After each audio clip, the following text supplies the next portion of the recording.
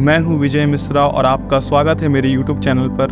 आज की इस वीडियो में हम बात करेंगे एक ऐसे पक्षियों के बारे में जो हमारे आसपास ज़िंदगी गुजार रहे हैं। तो चलिए शुरू करते हैं हमारा आज का सफ़र। द बर्ड, पक्षी यानी बर्ड्स दुनिया भर में प्रकृति का एक अनमोल हिस्सा है। इनकी सुंदरता और उनके अलग अलग प्राकृतिक गुण आज हम एक्सप्लोर करेंगे। दुनिया में लगभग 10,000 से भी ज़्यादा प्रकार के पक्षी होते हैं और हर एक में कुछ खासियत हैं जो उन्हें मजबूत बनाती हैं। क्या आपको पता है कि पक्षी दो अलग अलग तरीके से देखते हैं? उनकी आंखें उनके सर के दोनों तरफ होती हैं और कुछ पक्षी जैसे ऑल्स की आंखों के बीच में इतना फर्क होता है कि वे रात में भी छोटे छोटे चेहरों को देख सकते हैं या उनकी प्रे को पकड़ने में मदद करता है। पक्षी उड़ना कैसे सीखते हैं, ये सवाल आपके दिमाग में भी आता होगा। पक्षियों के जीवन की शुरुआत घोंसले में होती है। जब चूजे जन्म लेते हैं तो वे उड़ने के लिए तैयार नहीं होते।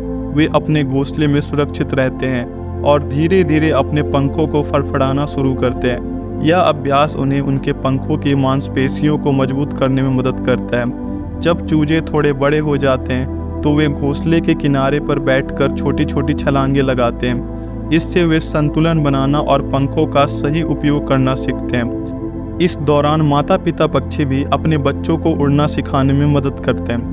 वे उन्हें घोंसले से थोड़ा दूर भोजन दिखाते हैं ताकि चूजे घोंसले से बाहर निकलने के लिए प्रेरित हो। जब चूजे पर्याप्त रूप से मजबूत हो जाते हैं तो वे अपनी पहली उड़ान भरते हैं। यह उड़ान अक्सर छोटी और अस्थिर होती है, लेकिन यह उनके आत्मविश्वास को बढ़ाती है। पक्षियों की मधुर आवाज़ों का भी एक अलग चार्म है। हर पक्षी अपनी अलग अलग आवाज़ से जाना जाता है। कुछ पक्षी तो दूसरे पक्षियों की आवाज़ों को कॉपी कर सकते हैं, जैसे पैरोट्स। यह उन्हें सरवाइव करने में मदद करता है। क्या आपको पता है कि कुछ पक्षी हर साल हजारों मील तक की यात्रा करते हैं? यह प्रक्रिया है माइग्रेशन। जैसे कि साइबेरियन क्रेन्स जो भारत आते हैं, हर साल उनका सफ़र इतना लंबा होता है कि वे पूरे 4000 किलोमीटर बिना रुके उड़ सकते हैं। पक्षी भी कितने समझदार होते हैं, यह आपको हैरान कर सकता है। कुछ पक्षी ऐसे होते हैं जो खुद से टूल बनाकर अपने लिए खाने को पकड़ते हैं। यह उनकी बुद्धिमत्ता का एक मुख्य सबूत है। आज के इस वीडियो में हम बात करेंगे एक महत्वपूर्ण सवाल पर। अगर पक्षी ना हो तो हमारे जीवन पर क्या प्रभाव पड़ेगा? यह बहुत ही रोचक और गंभीर विषय है जिसे हम आज गहराई से समझेंगे। पक्षियों का महत्व हमारे प्राकृतिक परिवेश और जीवन के लिए अनमोल है। उनकी उपस्थिति हमारे पर्यावरण को संतुलित और स्वस्थ रखने में महत्वपूर्ण भूमिका निभाती है। अगर पक्षियों की गायन और उनके संचार में कमी होती है तो प्रकृति से संबंधित सभी प्रक्रियाओं में असंतुलन आ सकता है। यह प्रदूषण और जलवायु परिवर्तन के प्रति हमारी संवेदनशीलता को भी प्रकट करता है। पक्षियों का अस्तित्व बायोडायवर्सिटी को बनाए रखने में मदद करता है और पर्यावरणीय सेवाओं को भी बढ़ावा देता है, जैसे कि बीजों के प्रसार में सहायक होता है। पक्षियों का संतुलन हमारे जीवन के लिए अत्यंत महत्वपूर्ण है। उनकी उपस्थिति न सिर्फ हमें एक संतुलित पर्यावरण प्रदान करती है, बल्कि हमें एक संतुलित मानसिकता और शांति भी प्रदान करती है। अगर पक्षियों का अस्तित्व नहीं होता तो हम बाध्य हो सकते हैं विभिन्न कृत्रिम तंत्रों का उपयोग करने के लिए, जो प्राकृतिक तंत्रों के स्थान पर आते हैं, जो अक्सर संतुलन को स्थिर कर सकते हैं। सबसे पहले हमें उनके प्राकृतिक आवास को सुरक्षित रखने की जरूरत है।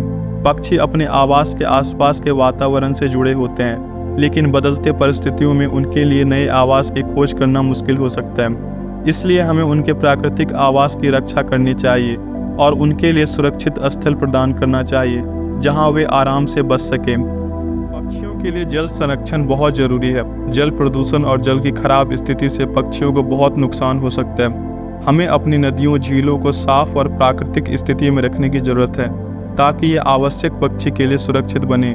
खेती क्षेत्र में प्रयुक्त खतरनाक पेस्टिसाइड्स पक्षियों के लिए बड़ा खतरा है। इन पेस्टिसाइड्स के उपयोग से पक्षियों के शारीरिक और मानसिक स्वास्थ्य पर असर पड़ सकता है। इसलिए हमें जैविक खेती और प्राकृतिक तरीके से खेती करने की प्रेरणा लेनी चाहिए ताकि पक्षियों को नुकसान न पहुंचे। अक्सर देखा गया है कि एवियन रोग पक्षियों के लिए एक बड़ा खतरा है। हमें इन रोगों की जागरूकता बढ़ानी चाहिए और अगर हमें किसी पक्षी को अस्वस्थ या मरीज दिखाई दे तो उनकी देखभाल करनी चाहिए ताकि ये बीमारियां और फैलने से पक्षियों को बचाया जा सके। पक्षियों को शिकार और अवैध व्यापार से बचाने के लिए सख्त कदम उठाने चाहिए। हमें कानूनों को समझने और उन्हें लागू करने की ज़रूरत है ताकि उनकी तस्करी और सुरक्षा के लिए कदम उठाए जा सकें। दोस्तों, अगर आपने अभी तक हमारे चैनल को सब्सक्राइब नहीं किया है तो जल्दी से सब्सक्राइब का बटन दबाएं और बेल आइकन को भी ज़रूर दबाएं।